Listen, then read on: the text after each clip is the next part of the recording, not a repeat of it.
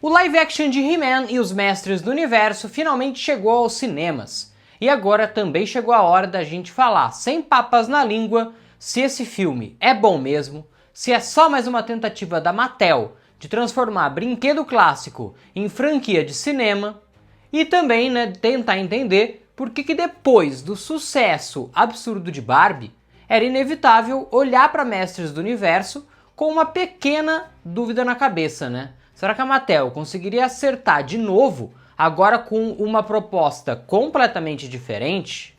E já vou adiantar a minha opinião, tá? De uma maneira geral, o filme do He-Man é bom sim, funciona e entrega muita coisa que o público-alvo queria ver. A galera que cresceu assistindo ao desenho, brincando com os bonecos, ouvindo "pelos poderes de Grayskull eu tenho a força", né? Provavelmente vai sair satisfeitíssima do cinema. E isso pra mim já é um ponto muito positivo, porque eu sempre falo aqui no canal, né? A gente precisa avaliar um filme também pela proposta dele e pelo público que ele quer atingir. Só que ao mesmo tempo, isso não significa passar pano pra tudo, porque o filme acerta muito em visual, ação, nostalgia, adaptação de personagens, simplicidade de roteiro e respeito ao espírito clássico, mas também erra em algumas escolhas de lore, principalmente envolvendo a personalidade do príncipe Adam, a transformação do pacato em gato guerreiro e alguns momentos de luta final que sinceramente ficaram exagerados demais.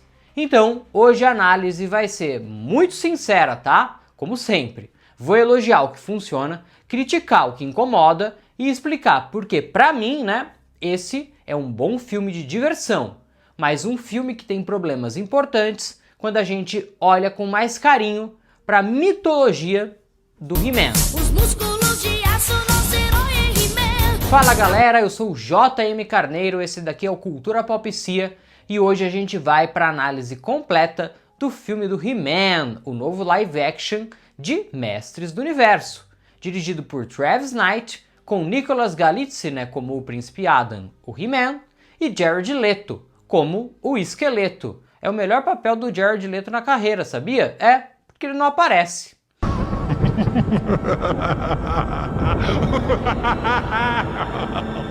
E antes de tudo, já deixa o like e se inscreve nesse canal para você não perder mais nada de He-Man aqui com a gente e, claro, tudo do cinema, da cultura pop, porque aqui tem a cobertura completa de todos os próximos lançamentos desse ano. Vamos começar pelo óbvio. É impossível não comparar Mestres do Universo com Barbie. Não porque os filmes sejam parecidos, mas justamente porque são muito diferentes. Os dois vêm da Mattel. Os dois nascem de marcas fortíssimas, ligadas a brinquedos, os dois lidam com nostalgia, os dois tentam transformar um produto clássico em cinema para uma nova geração. Só que a abordagem é completamente diferente, e isso é bom. Em Barbie, a Mattel, a Warner e a Greta Gerwig foram para um caminho muito mais filosófico, metalinguístico, crítico, cheio de reflexão sobre identidade, patriarcado, perfeição, indústria, imagem e lugar da mulher no mundo. Já em He-Man, a Mattel não tenta fazer isso. E isso não é ruim. Aqui a proposta não é fazer você sair do cinema discutindo existencialismo, masculinidade, consumo e crise de identidade do boneco.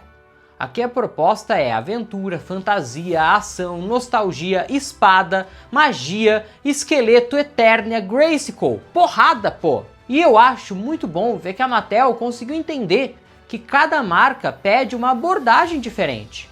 Barbie precisava ser uma coisa, He-Man precisava ser outra. E o filme acerta quando entende que não precisa transformar He-Man em uma grande tese filosófica. Ele poderia ter mais camadas? Poderia. Poderia aprofundar melhor o vilão, o esqueleto? Também poderia. Poderia explicar melhor certas motivações? Também. Mas a proposta aqui é muito mais próxima do desenho clássico. Bem contra o mal, herói contra o vilão, aventura simples e direta. E dentro disso, funciona. Um ponto que eu acho fundamental é: o público-alvo tá saindo satisfeito do cinema. E isso importa. A galera que cresceu nos anos 80, 90 e até que acho que no começo dos anos 2000 também, né? Vendo He-Man, conhecendo aqueles personagens, ouvindo aquelas frases, reconhecendo aquele universo, tá recebendo um filme que entende a memória afetiva desse público. E de novo, isso não significa que o filme seja perfeito, mas ele entrega a sensação de ver He-Man em live action de um jeito que respeita o imaginário clássico. A roupa do He-Man, por exemplo, né, era um risco enorme.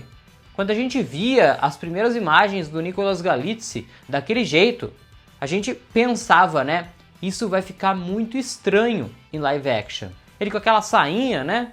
Só que dentro do filme, dentro daquele mundo mágico, aquilo funciona pra caramba. Porque o universo de Eternia é exagerado mesmo.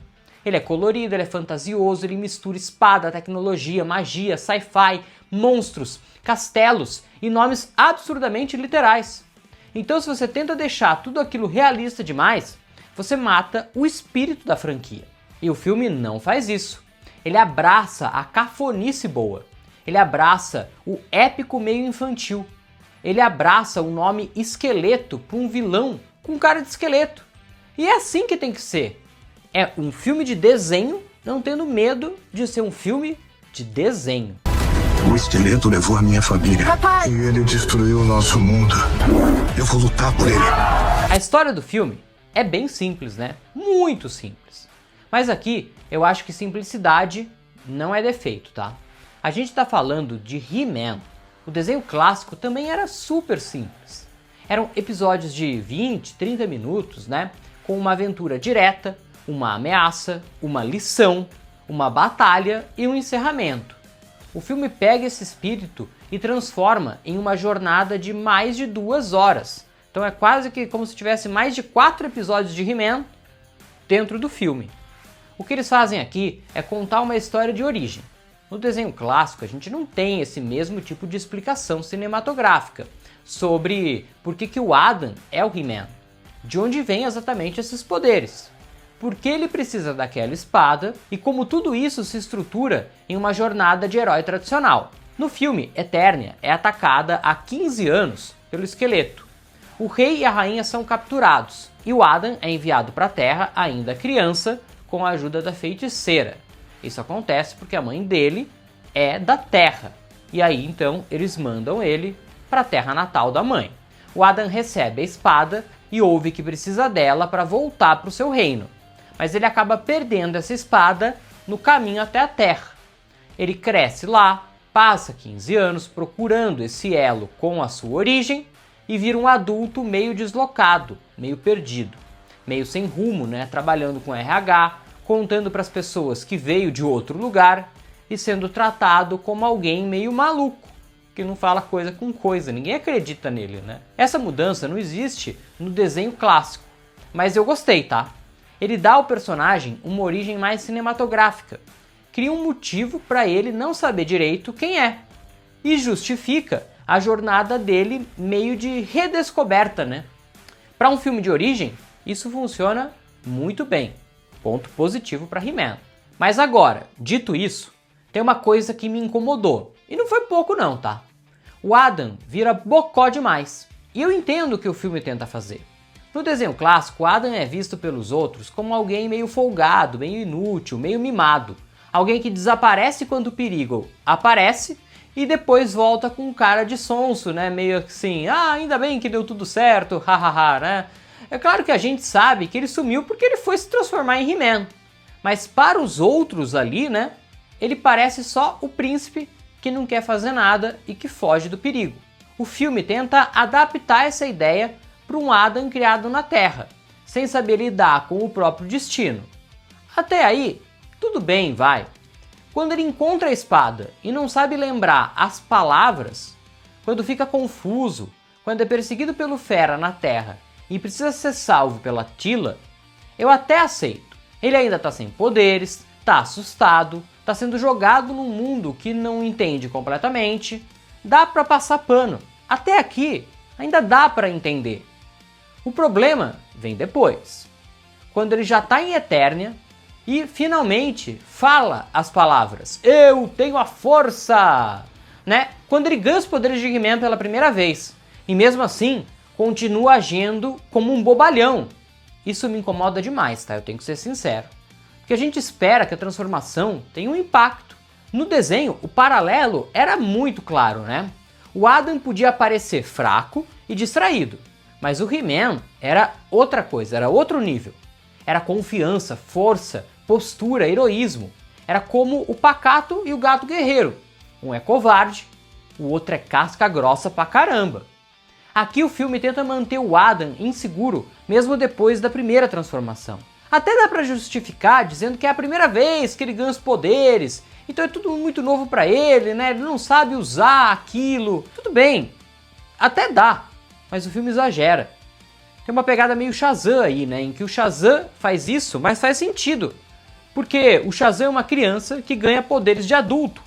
No caso do Adam, pra mim, funciona menos. Porque ele já é mais velho e porque eles mudam com relação ao desenho. E isso pra mim é um problema. Não que o problema seja não ser igual ao desenho, mas a forma como foi feito virou um problema. Agora vamos falar do esqueleto, porque aqui o filme acerta demais. Se eles mexeram na personalidade do Adam, no esqueleto eles foram muito mais fiéis. Ele é o esqueleto e ponto. Visualmente ele está excelente. A presença dele funciona, o visual funciona, o tom funciona. E ele tem exatamente aquela energia de vilão clássico, que não precisa ficar se explicando demais. Hoje em dia, muitos filmes tentam dar uma motivação profunda pro vilão, né? O vilão tem trauma, tem causa social, tem uma dor, tem uma justificativa, tem até um ponto de vista compreensível, mas usa métodos errados. Isso pode ser ótimo quando bem feito, mas também pode virar fórmula. E em He-Man eu acho até refrescante ver um vilão que é vilão porque é vilão. Ele quer poder, quer dominar o mundo, né, o Eternia, quer vencer, quer destruir. É simples, é clássico, é desenho animado raiz.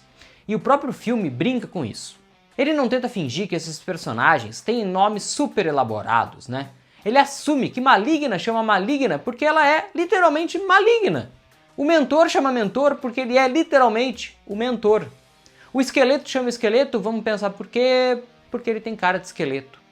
Fisto tem esse nome por causa do punho, né? Fist em inglês é punho.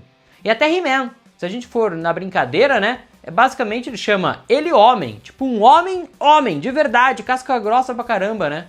O filme entende o absurdo desses nomes e usa isso a favor, sem desrespeitar. Agora tem um momento que eu preciso comentar, tá? Porque quase me tirou do filme. Na luta final, o He-Man tenta conversar com o esqueleto. Eu tenho uma proposta pra você. Por que a gente não acaba com esse ciclo de violência e conversa? Ele vem naquele papo de não precisa ser assim, vamos conversar, por que você faz isso? E eu fiquei pensando, pô cara, sério? Até na luta final vão tirar a casca grossice do He-Man? A gente tá aqui esperando a luta do He-Man contra o esqueleto, a luta épica do desenho. O esqueleto dominou Eternia, destruiu vidas, capturou gente, virou o grande mal dessa história. E você quer conversar, cara? É sério? Pô, é pela primeira vez na história, eu acho, né? Que a gente tá junto com o esqueleto. O esqueleto representou o público. Ele basicamente ri na cara do He-Man e fala: conversar nada, conversar é o caraca, né? É isso aí mesmo. Vamos pra luta!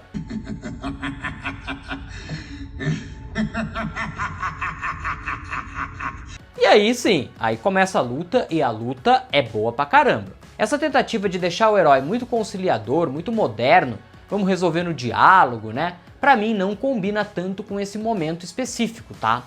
Claro que herói não precisa sair batendo em todo mundo sem pensar, mas existe hora e lugar. Pô, é a batalha final contra o esqueleto, em Mestres do Universo. Pô, a gente quer ver a luta, a gente quer ver o que acontecia no desenho. Então, é aquela velha história, né? Venceu no poder da amizade. Aqui não tem espaço pra isso não. É porrada, He-Man versus X-Men. He-Man versus X-Men. He-Man versus esqueleto.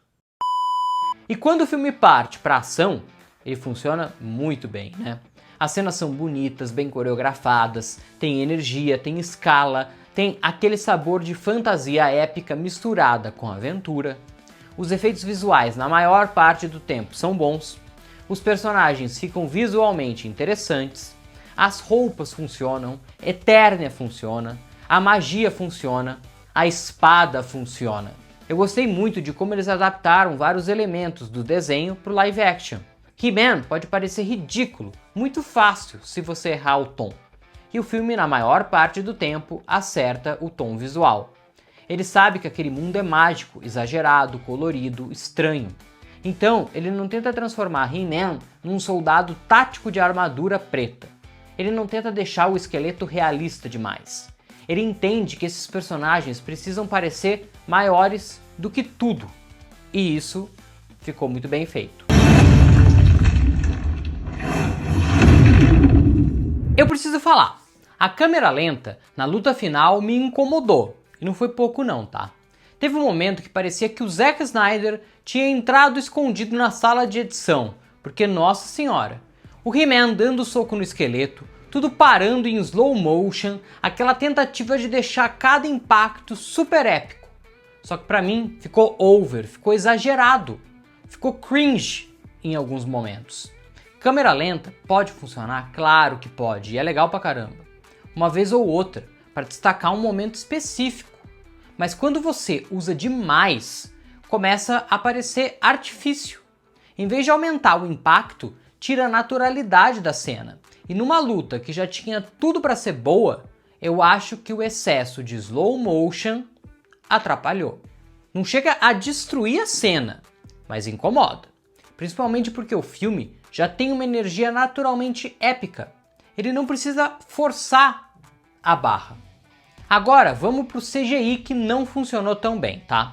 O Gato Guerreiro. Infelizmente, para mim, ele é o ponto mais fraco visualmente. Em algumas cenas, principalmente quando ele tá junto com os atores reais, ele parece chapado na imagem. Você sente que ele não tá ali. E sim, eu sei, ele não tá ali de verdade, óbvio. Desculpa por ter destruído a sua infância, mas ele não existe, né? O problema é quando a ilusão não funciona. Em cenas de ação, até dá para aceitar melhor, mas quando ele tá interagindo com personagens reais, a composição fica estranha. E isso chama atenção justamente porque boa parte do resto do filme funciona visualmente, então quando tem alguma coisa que destoa, a gente percebe. E pior, além do problema visual, tem um problema de lore que me incomodou demais também. Vou te explicar agora. No desenho clássico, o Pacato vira Gato Guerreiro quando o Adam se transforma em He-Man. A lógica é clara. O Adam pega a espada, ergue e fala: "Pelos poderes de Grayskull, eu tenho a força!" E ele vira o He-Man e o Pacato também se transforma. O medo do Pacato dá lugar à coragem do Gato Guerreiro. No filme, eles fazem diferente. O Pacato vira Gato Guerreiro em um momento em que o Adam ainda está sem a espada. E isso para mim não faz o menor sentido. Não é uma mudança pequena, é uma mudança que quebra uma lógica central da mitologia do He-Man. A transformação dos dois sempre esteve conectada. E aqui parece que o filme quis criar uma cena emocional, uma conversa, um momento em que o Adam inspira coragem no Pacato. Mas sinceramente, isso não funciona pra mim. É aquela velha questão do poder da amizade, um discurso motivacional para resolver tudo. Dá pra passar pano em muita coisa. Dá pra justificar o Adam sendo inseguro, ele não sabendo usar os poderes, dá pra aceitar mudanças na origem, mas isso aqui pra mim é um erro de lore claríssimo. Mas apesar desses problemas, eu acho que o filme acerta bastante na adaptação dos personagens. A Teela funciona, o Mentor funciona, a Maligna funciona, o Fisto funciona, o Esqueleto é a melhor coisa do filme e o próprio He-Man visualmente funciona muito mais do que eu esperava. É muito fácil olhar para uma franquia como Mestres do Universo e tentar modernizar tudo de um jeito que descaracterize. O filme não faz isso. Ele adapta, atualiza, brinca com alguns nomes, muda alguns elementos da história, mas mantém a essência de aventura fantástica. E isso é muito importante. Porque, de novo, que o público-alvo quer ir ver, ele consegue. Mestres do Universo sempre foi um universo de expansão. O He-Man é o centro, mas o nome da franquia é maior do que ele. Isso ajuda a explicar porque o filme se chama Mestres do Universo e não simplesmente He-Man. Só que mesmo entendendo isso, eu ainda acho que comercialmente, talvez He-Man vendesse mais, chamasse mais a atenção do público geral. Imagina lá no cinema um cartaz escrito Mestres do Universo e o outro escrito He-Man. Qual chama mais atenção? Na minha opinião, He-Man chama mais atenção. Pelos poderes de Grayskull! Uma das maiores qualidades do filme é que ele tem cara de desenho. E digo como um elogio, tá? Ele não tenta ser sombrio, não tenta transformar o He-Man em algo envergonhado de ser He-Man. Ele abraça o absurdo. É igual filme de quadrinho quando tem medo de ser filme de quadrinho, né? Não dá. Tem frase de efeito, tem nome literal, tem vilão teatral, tem herói musculoso com espada mágica, tem castelo, tem monstro, tem tecnologia futurista no meio de fantasia medieval. Isso é Mestres do Universo. E se o filme tentasse fugir disso, provavelmente seria a pior coisa que ele poderia fazer. A Mattel e a Amazon MGM entenderam que o público queria ver esse universo ganhando vida, não uma versão cínica dele. E isso é um dos motivos pelos quais o filme funciona para o público-alvo. Então, vem aquela pergunta que finalmente tem que ser respondida, né? Vale a pena ir ao cinema? Olha, se você faz parte desse público-alvo, com certeza você vai gostar muito. Mas você tem que levar em consideração também as coisas que eu citei aqui de ponto negativo, porque se você é fã de verdade, você vai sentir também essas diferenças. Aí, se for para dar uma nota mais crítica, eu vou dar uma destruída no filme. Mas uma nota por diversão, que é o que de fato esse filme quer passar pra galera, eu daria um 7, com uma boa vontade, passando bastante pano, um 8. Acho que dá pra dar até um 8. Agora, uma nota mais crítica, você quer mesmo saber? Eu daria um 5, tá? Mas a percepção geral da galera, olha aí o Rotten Tomatoes, uma ótima crítica do público e da crítica especializada. Ou seja, talvez eu esteja um pouco fora do que a maioria das pessoas está sentindo sobre o filme. Mas para mim, isso não é um problema, porque é uma coisa que eu sempre falo aqui no canal. Eu tenho que ser sincero com aquilo que eu senti assistindo. É tentar transformar em vídeo o meu sentimento sobre o que eu vi do filme. E eu tô aqui mais uma vez, sendo 100% sincero com você, que é meu público. O filme tem 3 cenas pós-créditos, o que indica um futuro para essa franquia. Ou seja, se fizer dinheiro, eles vão voltar com mais filmes dos Mestres do Universo. Então, aqui na tela estão aparecendo o nosso vídeo com a análise completa das cenas pós-créditos e também um outro vídeo contando o final do filme, todos os spoilers da trama. Então, se você quer saber muito mais de He-Man, fica aqui com a gente e assista esses outros vídeos.